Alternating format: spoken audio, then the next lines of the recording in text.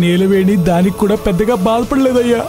కానీ పెద్దయ్య దగ్గరికి వెళ్ళి, అయ్యా నేనేం తప్పు చేయలేదయ్యా, నన్ను నమ్మండి అయ్యా అని ఎంతో ప్రాధేయపడిందయ్యా. కానీ నీలవేణిని పెద్దయ్య కొంచెం కూడా పట్టించుకోలేదయ్యా. నువ్వు చెప్పు. కాళ్ళ మీద పడి మరీ అడుక్కుందయ్యా. నేనేం తప్పు చేయలేదయ్యా, నమ్మండి అయ్యా అని వేడుకుందయ్యా.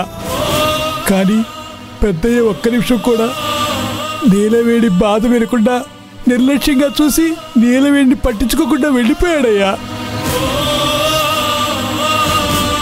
పాపం నీలవేణిని నమ్మే నాదుడు లేక ఒక్కతే ఏడ్చుకుంటూనే ఉంది. నీలవేణికి ఎవరు చేయందించేవాళ్ళు లేరు, ఓదార్చేవాళ్ళు లేరు. వాళ్ళందరూ అలా మాట్లాడినా కూడా నాకేమీ అనిపించలేదయ్యా. కానీ పెద్దయ్యకి తన గురించి తెలిసి కూడా తను చెప్పేది వినకుండా నిర్లక్ష్యంగా వెళ్ళిపోయారు.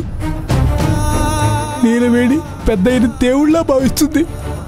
అలాంటి పెద్దయ్య గారే తనని అలా వదిలేసి వెళితే తను తట్టుకోలేకపోయిందయ్యా.